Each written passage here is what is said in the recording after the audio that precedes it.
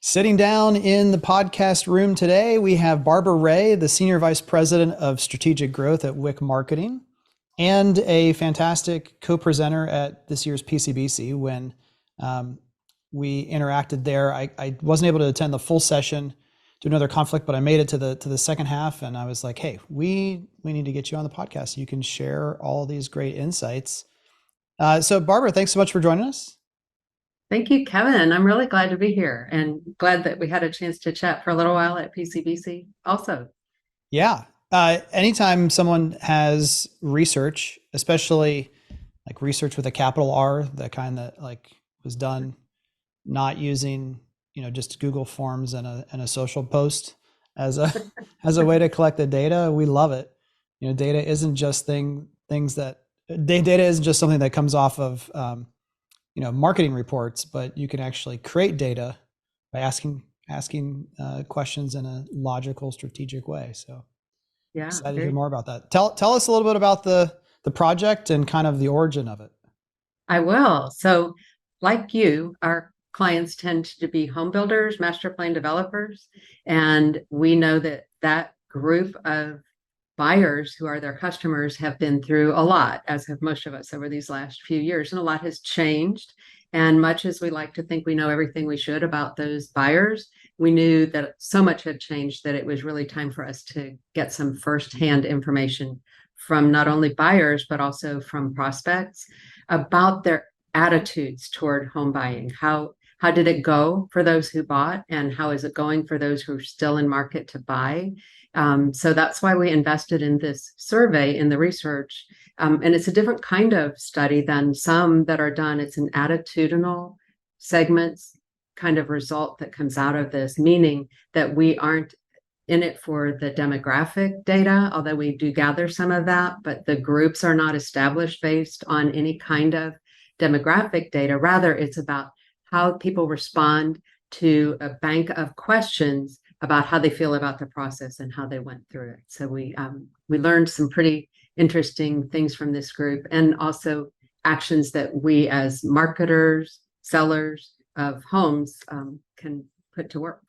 I'm really interested to hear all about it, but especially if views around housing and builders are as polarized as the views on everything else in the world today. I mean, is that kind of why the attitudinal approach was taken? Of just dig into that a little bit more for those who aren't familiar with that approach. That's such a great question. And no kidding, like we can argue over, a cup of coffee as much as Pancakes anything or else. waffles is my favorite. Yeah, all of it, all of those things.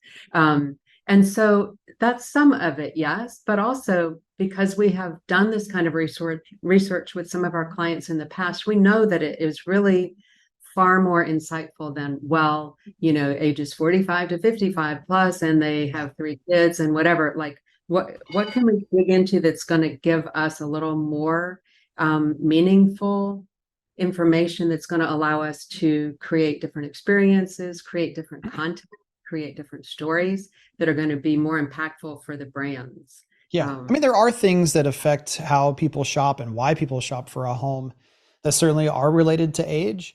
But I think it's just a better approach to talk about what people care about and what they're interested in, more so than just age or gender. Well, so true. And, those of us who have been doing this a while, we know that making that emotional connection with the buyer is what's going to move them to action, not just like, oh, I noticed you're 45 and you have 3 children. So here, like that's how this works, right? And it's not true right now, but typically the price premium for new construction over existing is so high that you have to, I gotta be careful here, because one time, Barbara, a college professor told me that if I was going into marketing, I was basically like signing a pact with the devil to manipulate people and, like make them. So yeah, he was real subtle about that. It was like I think it was an ethics class or a history class. And he was like, any marketing majors in here? But it just, you can focus on the wrong things for the wrong reasons if you want to.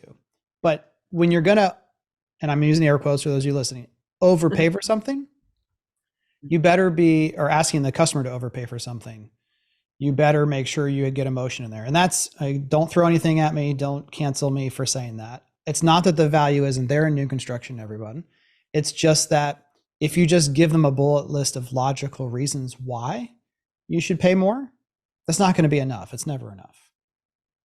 I think that's a great way to put it. And I also think there's something, you're asking someone to spend a lot of money, whether it's a whole lot more than where they would spend it somewhere else, or it isn't, it still is likely their biggest purchase that they're going to make. And I think they deserve a good experience out of all of that. Not only how is it with that salesperson, back and forth conversation, how is it with the mortgage professional, assuming there is one, but also like, what's the dream of what they're buying? What's the story that you're telling them about this place, a master plan in particular? You've got a whole life that you're selling to people, if you will, and they deserve that. They deserve it to be more than, I go up to the 7-Eleven and I'm buying my candy bar and I'm out. It shouldn't be that transactional. It should be something bigger and more important to them. Yeah. So, and the last part before we start to dig in is, yeah, it will naturally become more transactional as we do more online. Or like that's the natural flow. Good marketers and good companies will push against that and be more thoughtful and find ways to do what we're talking about here. But the natural inclination will be, well, now the customer has all the information. They just need buttons. They just need, diagrams, and they'll be able to just do it all on their own. Mm-hmm. And that's not, again, the best way to be approaching this. Okay, so as we go into some of the data and takeaways, we'll have a link in the show notes to a landing page that Barbara has put together that gives you access not just to this research report, but also an interactive tool that lets you kind of play around with the data yourself, which I think is awesome in concept and in practice. I played around with it a little bit right after the talk when you sent me the link, and I think it's really, really fun to kind of get your hands dirty on it. And just because I think there's what the data says, there's the expert interpretation of the data, and we'll talk about those two things primarily today. But the really fun thing, which is also dangerous, but it's fun, is pontificating on what else might that hint at that's not overtly in the data. And so that's what the tool I think lets you really play around with. Is like, I wonder if, and you can go in and see for yourself. So, Barbara, what are the biggest takeaways that you want to talk about with everyone today from the report? Yeah. So the biggest takeaway has to do around these cohorts or segments. And when you do attitudinal research, typically by attitude, people are going to end up being sorted into 3, maybe 4 different groups identified by their shared attitudes. In this particular study, it sorted out into 3. And typically those would be pretty similarly sized groups. However, one of the groups was much smaller in this study, and that group was 22% of the buyers who told us they felt confident and satisfied with their home purchase process. That's not the number that's supposed to be small, Barbara. You're right. And so we were like, wait, could you check it again? Are you sure you got that right, research partner? And she insists that yes, she got that right. And again, just the heading of that category one more time is what? Confident and satisfied. I mean, those are 2 strong words. Mm-hmm. Those the place that like we all want to be. It's if we've got a confident and satisfied buyer, they're not blasting us on social media. They're not giving our customer service department a hard way to go. They're probably not in touch with our legal department. They're probably not telling, and it rolls downhill. And you put your staff even in that kind of an environment, if they're dealing with people who aren't confident and satisfied all day long, you have staff turnover. It just goes on, the list goes on and on and on of that being an unhappy place to operate, not only for the buyer, but for everybody else who's involved. So 22%, we're killing it. We're doing great with. But Brian Boero and Mark Davidson from 1000 Watt, if you're listening to this episode, they're some of the best people in what I jokingly call the used home world in the research and branding phase.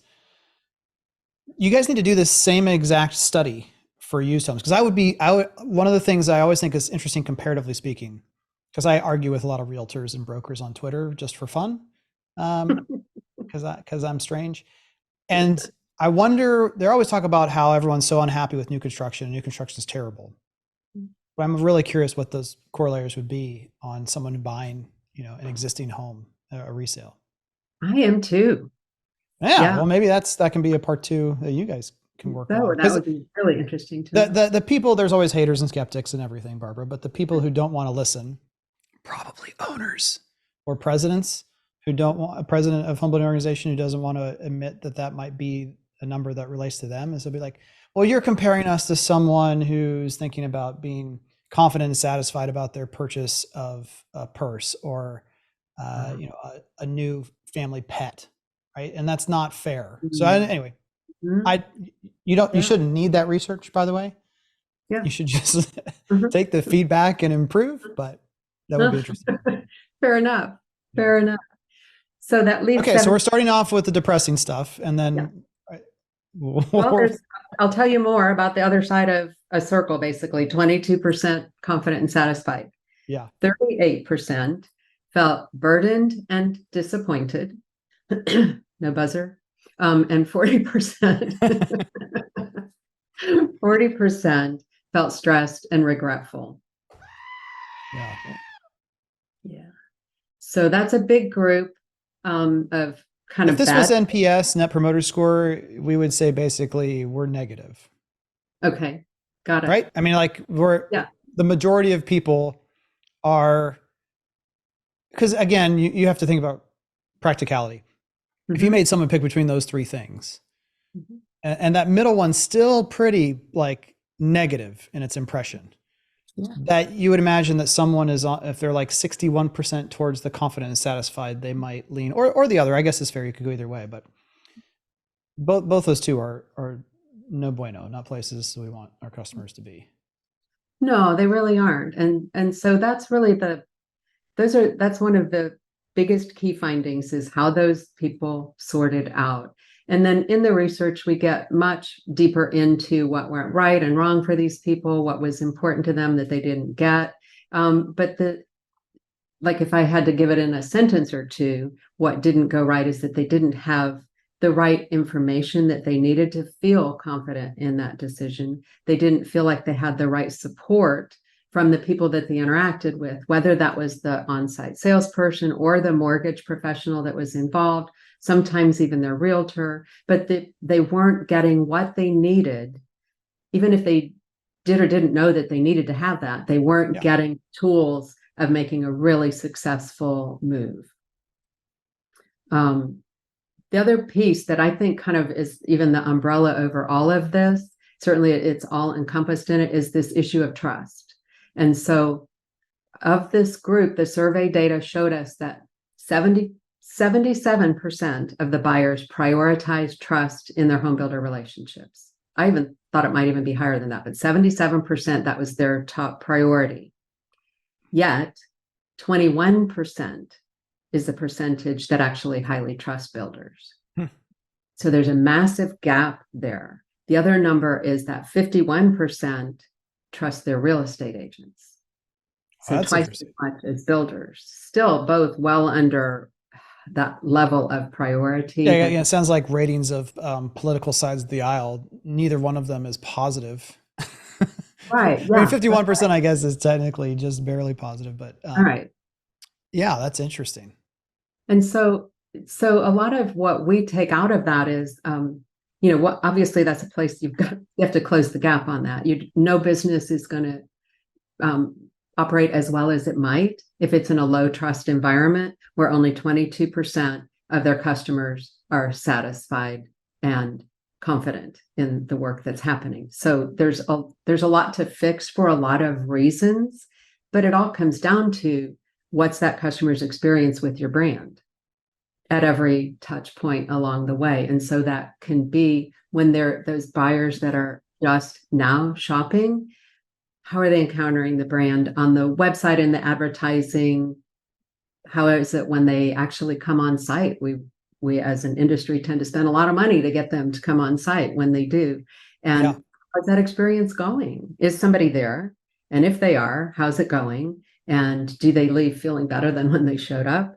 And how's the trust being built or eroded through every step, whether that's email campaign or again, through marketing and advertising, as well as those one-on-one conversations that they're having with people. But every opportunity there that maybe gets leveled up a little bit, maybe gets a different kind of attention right now. And where that brand shows up better than the guy down the street positions a brand to have a happier customer and to have one at all, you know. Yeah. And trust is obviously a broad word because it's trust with a capital T is built on lots of trust, like small pieces of trust that have been built up and confirmed. So like consistency is required. If you don't have any consistency at all, you're never going to get to a trustworthy relationship with somebody. But I just think about how, so I'm not defending builders, but I am saying it's been really hard. If you take the last 3 years as an example, like I had someone who's going to be speaking at our online sales and marketing summit in September say, builders generally just aren't good at branding Kevin, and they're a branding expert. And I just can't figure out what they're doing. And I was explaining that, you know, you might be a semi-custom, give customers a lot of options builder. And then the pandemic happens, orders go through the roof. And what does everyone do? They streamline their product. They say less selection, less choice, because the demand is there and I can't manufacture to the degree that the consumer wants me to when I have all this personalization and choice built into it. And he's not wrong when he said this. He goes, but they can't do that and have a brand. Like if your communication and messaging is, so I guess what I'm trying to say is our product is so unique, of course, in all of the different pieces that go into it. So when I think of things that underlie trust, this is how I got here, Barbara, is you have to have consistency.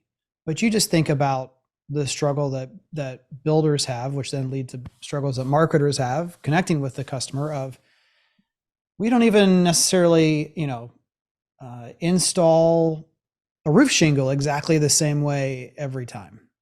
Times 10,000 different things in each home, plus all the different materials, plus all the different manufacturers, plus different developers that we're partnering with, plus different real estate. Like, how do we get this level of consistency that can foster and grow trust with something as complicated as what's going on? Did you get that answer for us in here? Is that? I might have to work on that one a little longer. I think that you make such a good point. And what surprised us so much about this data was because we know it's in an industry where people really do care so much about helping people find home, helping people get home, and who have been like in a war zone the last few years in terms of supply chain and labor, and just to build the house was not easy task, right? Particularly not an easy task over these last few years, and managing the heavy stream of buyers who were in a panic to try to get in when they could, and all, it's just been so much for them to manage that it's almost understandable that this is kind of where we are right now. And I will say that we looked at buyers, most closely at buyers, and this data is representative of those who purchased between November of this past year and March of this year. But we also studied buyers all the way back to January. And there is a slight shift of improvement in the buyer experience between those pre and post rate buyers. And we think, maybe that's because builders could catch their breath ever so slightly, make some shifts, like realize, okay, things are shifting. We've got to pay a little more attention here. And besides, we could actually breathe because now we have windows and, all the other things that we're trying to put into our houses. Right. So maybe things are on a positive trajectory in some cases. We just saw a hint like of that. The factory, so to speak, which I know I'm not saying homes should be built in factories, or they are built in factories, but if you just think about the process of putting together the actual product, that in and of itself, to your point, could have blown up a whole bunch of the older data points and people that you all interacted with. Yeah. Yeah. I think That's a ray of sunshine, Barbara. I appreciate that. Mhm. At least it's Yeah. trending a little bit better just by Yeah. the factory kind of being put back in order, so to speak. Yeah. And just, I mean, people are people, including people who work for home builders, and it's been a lot, and everybody's been through a lot Mm-hmm. outside of work, outside of buying a house. Just, the world has thrown a lot at all of us. And so it's understandable that we've all been pressed in a lot of different areas. Um, Still, for us, it's a really insightful view of this kind of information. And for us, a huge opportunity for the builders and developers who are like, okay, I mean, those are the people who are going to be bringing me money by buying my houses. Like, I need to know what's in their head right now and what is going right for them and what is not going right for them. And the things that we would think builders would want to do more of, like, they're not all that hard, and they're not Oh, not let's go through some of the not hard stuff. That sounds fun. yeah. I mean, some of it is, and some people do this all the time anyway, but do the secret shopping, but do it a little differently. Like, put on the glasses of somebody who has not bought a home before, because there's first time through, it's a pretty intimidating process, and it's a big expense, and it's all kinds of stress wrapped up into that for many, many reasons. When they hit your website, the first thing they and any other buyer tell us they want to see, they want pricing. They want that transparency. They want it to be consistent everywhere. They want to understand. They don't want to have to go behind the secret curtain to start getting information. They want to know how much. I'm going to self-disqualify if it's not even remotely possible for me, but make that easy. And then make every single step of that journey something that's going to make sense for somebody who doesn't know what they're doing yet. Not for you, the marketer, not for you, the salesperson who's been on the website 100 times, like, figure it out what that journey really needs to look like for those people. Sign up on the email list. How's that really going? And, what are you really getting? And does the cadence make sense? Is the information there? Or are you just hitting me up for more information and, you're asking more of me and I'm still trying to get information? But looking at everything through the eyes of the home buyer, every possible step, and then walk the models, shop the competition, but really get in their shoes for what is going on in their world right now. And some people are doing it, some people maybe haven't done it for a little while, but that's a first step, is get in their space and make sure that every touch point is something that's going to make sense. And I'm sure that you walk models like I do all over the place. And I've gone in where people have been there and the experience has been fantastic. And I've gone in others where there's nobody home, and others where the guy's been on his phone watching YouTube and eating a sandwich and hardly interrupts himself for a few minutes. Yeah, mine was a collection of all those things kind of put together. It was the number one selling community in Charlotte, North Carolina. Number one in terms of volume. 2 model homes in a park. Sales rep was not there. There was no sign. It was unlocked. The lights were all off. The kitchen was covered in brochures, every part of the island, different brochures and pieces of paper in stacks. He had jerry-rigged up the cable to the TV that wasn't supposed to have cable. And Unsolved Mysteries was playing at like volume 80 when I opened the door. Spent 15 minutes there, never saw anyone, and left. Number one selling community in Charlotte, North Carolina. So obviously none of that matters, is what I hear everyone's. It's like, does that stuff really matter, Kevin? I'm like, well, let me tell you the story of this number one selling community in Charlotte. So maybe not if you're underpricing your homes or over promising what you're going to deliver, but it's going to catch up to you at some point. Well, I think that is so well said, everything that you just said. And, you can make the argument that I'm going to sell houses anyway, so why do that? Why worry about it? Somebody's still going to come buy my houses. And maybe in that community. If the overt, but that's the thing, the messaging doesn't say that. I worked for a home builder that was at the extreme low end of the price scale when I first got started in Columbus, Ohio. We had homes from the 70s, single car townhomes from the 70,000, single family homes from like the 170s, 180s. there's almost this implicit agreement that occurs. It's not printed on a brochure, but there's like the buyer knows they really can't afford anything else. And the builder knows that we exist to serve this entry level group of people. Right. You can put an asterisk on maybe if that implicit assumption is strong enough that you can get away with some of that mentality, but it still defines where you won't be able to go in the future, meaning that builder could never, if they needed to, move up the food chain.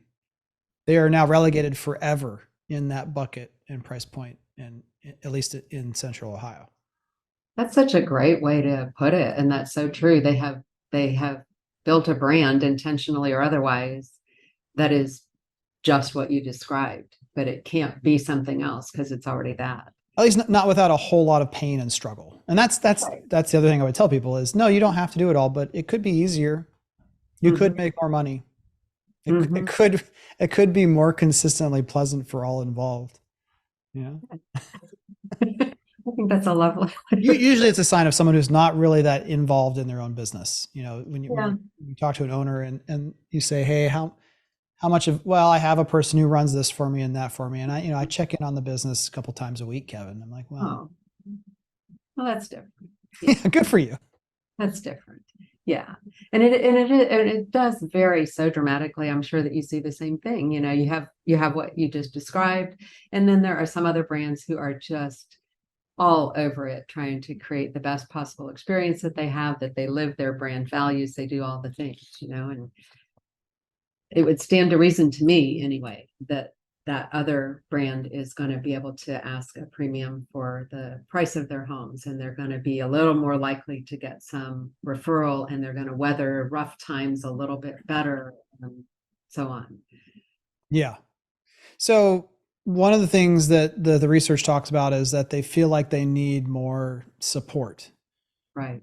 What are some ways that you feel like builders should be thinking about giving more? So we talked about transparency of give them access information, give them pricing and kind of these things that we all know. I mean, even if you've kind of blinded yourself, if you sat down quietly for 10 minutes and with a sheet of paper, you'd know those things that people deserve to know without having to hunt at all. But how do we go from beyond just transparency to actually offering support to customers? That's a great question. Among the greatest things is the buying process. There's a lot of insecurity on the part of buyers around how does this really work? What am I supposed to do? When am I supposed to have it? What do I need to decide? And how do I decide?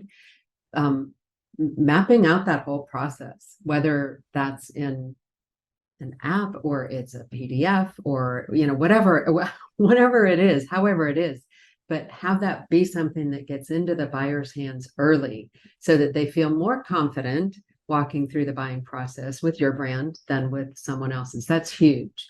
The other area of major insecurity around not feeling that they had enough support is around financing. So while that may not apply to every buyer and somewhat less to the 65 plus buyers, maybe 55 plus, because they've moved equity out of one home into another and they're not financing, it's not part of their story either. But understanding financing, we had a big part of the stressed and regretful group that didn't understand interest rates. Right. And therefore we're very upset about the affordability of said mortgage. Like, help to educate people around those things, whether that's with the mortgage professional, it's asking better questions up front, all of that. But those are two major areas of insecurity around any product that has a high amount of there's a bigger word here, I just can't think of it, but where the concept of financing and it's almost like the loan and financing process is so integral to how a home is going to be purchased that you can't just say, well, when you meet with our mortgage people, it's like Oz behind the curtain. Well, let's get you excited first based upon me just asking you two questions. It's one of those cognitive dissonance things where the consumer says, there's no way, like it's a full on magic trick if you can ask me two questions and then say, okay, well, I know what you can afford now. And we can start, going shopping, or let's get excited and fall in love. It's Right. even if you could do it with two of the perfect questions, it wouldn't make sense to the consumer. And then you're telling them you'll have to wait to meet the wizard until after, we go through everything else first. And then now the fear of loss of, if I don't qualify and this is stressful, and already beginning to, every house that I've ever built and every person I've ever talked to who has ever built a house felt like they were stretching financially to the maximum that made sense for them. Right. But then maybe not certain time periods, like 2006, 2007 probably wasn't true. Maybe parts of the pandemic now, it's not true for some people, but most people who move into a new home, a couple months in, think, oh I'm an idiot. Why did I not add that extra 2 feet to this room? Or why did I not do X, Y, and Z? Because no one was ever really able to get through to you what the financing of this price point meant to you. And so the fear was too high. People were talking at you, blah, blah, blah, blah, blah. And you're like, yeah, but I know I used to pay $2,000 a month, and $500 more still sounds like a lot more every month. And so, but did you know that when you go to add on that third car garage later, the cost is going to triple for the same size thing than if you just did it now? Anyway, yeah, I think a lot of that. So are you saying that conversation needs to be more thorough, or and earlier in the process, or more again on the website or in the sales experience? I would say both. I don't have a proof from the data to say that, but throughout the whole process, that showed up for them as a big concern. The lack of security or support around financing in particular. They just, I would say early, often make it easy. Yeah. I have one more kind of example or story of how I think this is playing out really interesting. So, and again, we did the same thing. I was just saying that we've done every of the other 4 times we've built a house. We did not finish our entire basement in this home. We finished one room so the kids could go down and play, and a bedroom and a bathroom, but there's a whole other part of the majority of the basement is unfinished. We've been in the house now a year and a half. We're going to finish the basement. And the cost is ridiculous. It's, close to 3/4 of the price of my first house that we built in 2005, I think, in Hood, Ohio. So that was just like, oh, we're morons. This was why did we do this? I knew better and I did it anyway, right? Well, one of my wife's concerns is that currently there's just a door. It's an 8-foot or a 5-foot wide door, I think it's 4-foot wide door into the unfinished space. And they're going to open that up to a certain dimension. It was like 18 feet wide. So it'd be a cased opening. And my wife was concerned that it wouldn't feel open enough. Okay. And this is also just a story of the irrationality of human beings. Like 18 feet is really big. Like, go upstairs, any of our openings to any of the other rooms, it's not 18 feet. Yeah. And she's like, I know, but I think it could be a foot bigger here or a foot bigger there. It ends up being like 4 feet total, that she thinks she might want to pay a little bit more to get it open up all 4 feet. And just imagine being able to have this conversation as a home builder with your customer. Because I almost no one would outside of a fully custom builder, maybe. The project manager said, you know what? How about we do this? How about we go ahead and do it in the 18 foot that's on the current plan. We don't charge a change order. As soon as you see it rough framed, if you look at it and you say, no, I'd like those 4 feet added, we'll just do the actual cost to make that change. We don't have to decide now. It's no big deal. And, or if you want to put on these goggles, I can show you what that would feel like in a virtual reality setting. And I just thought, okay, you bastards are still way too expensive. Okay, that doesn't erase my annoyance at the expense. Right. Like, that is such a common sense approach to this that will lead to her ultimate trust and satisfaction. Exactly. 100%. And think of how extremely helpful they were in that whole process of like, we get it, you can't visualize it. So we're going to help you. Here are two different ways you Yeah. can visualize it and take the pressure out of, you have to tell me by 5 today. Just tell me whenever. But first, let's get you more information. Let's be more helpful to getting you to feeling confident about the choice. And I think that's a great example of that. The other major finding that we come out of this with is that a huge place to make a difference for these buyers right now is in being relentlessly helpful. Like, that was very helpful to you. Would you still move forward with the project if they never gave you either of those ideas? Probably. And would you like it? Probably. Maybe, but we I don't would have know, but stalled yeah. probably just because of my wife being frozen. Like, I don't want to make that decision today. How about tomorrow? And then how about tomorrow? And then a week goes by, months go by. Mhm. Right. And that, again, that's not good for anyone. No, that guy's not making any money from you either, right? While you're sitting here not deciding, and nobody's particularly happy at the moment. So by being more helpful, by giving you more information, you're able to, both of you, keep moving forward. And that's kind of the same thing that we think about with this buyer and home buyer relationship is, what else do they need? Well, if what they're struggling with is, I just can't picture my furniture in this house, I don't know, whatever it is, or I don't know what I really like here or there, like, get somebody in front of them that can help them with that part of the thinking. I really don't know if I can make the numbers work, but get somebody in front of them who can really break it down and what's that really going to look like and how's it going to look like for this house or that house. Help them get the resources that they need. And the builders who grab onto that and actually are the guy who's more helpful than the ones around them, that's going to pull people to them because it's going to be easier to get comfortable with that builder.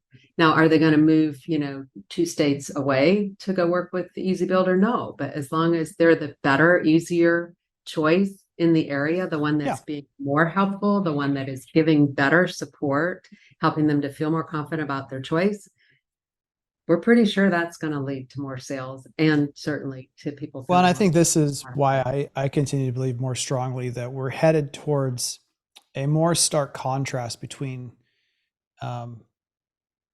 production building is a word that people like to throw over the vast majority of what home builders do now. Mm-hmm. But I think there really is going to be 2 distinct groupings of, you're building a entry level, first time, no choice, here it is, take it or leave it product that is truly kind of manufactured in ways even beyond than we're talking about now. And then there will be like the high end custom builders will be like how a lot of the production builders let you make a couple of choices. Well, like it's so these distinctions are going to become even more important, I guess, is what I'm saying. In that, you might say, well, I don't need that trust because I have a fantastic location. I'm like, yeah, you do today. That's awesome. But then you're going to sell out of all those and your next location might be a B. So it all still has to be consistent with the experience that you would want every customer to have, not thinking about it. Like, maybe that's one of the biggest takeaways I hope most people hear from this is you can segment people that you're talking to in advertising. You should not segment your buyers. Your buyers in all communities deserve this minimum standard that should be probably higher than what the standard is for most people listening in even their A locations. Like it doesn't compute. I think that's such a great way to put it. And it speaks to that bigger concept of the strength and longevity of a brand.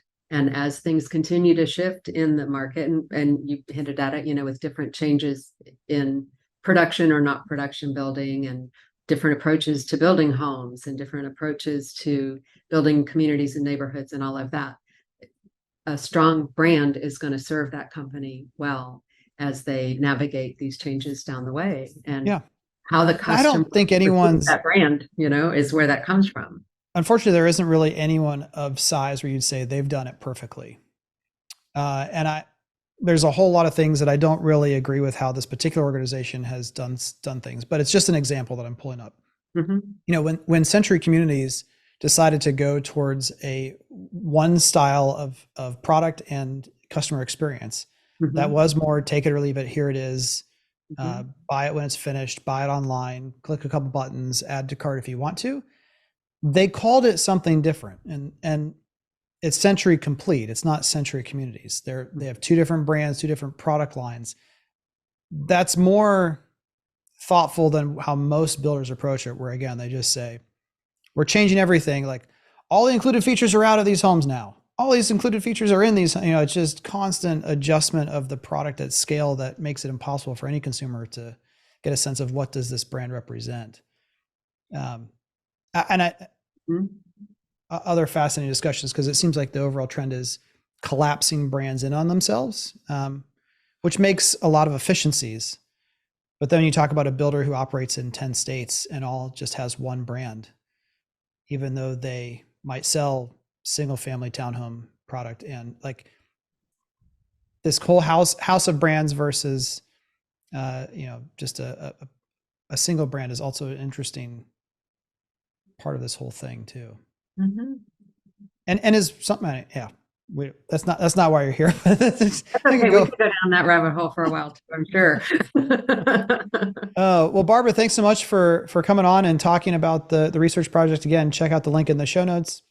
It'll take you over there where you can download the report as well as use that interactive tool and get a whole bunch of other great insights from the folks at Wick. So thanks again. Great. Thank you, Kevin. Appreciate you having me. You bet.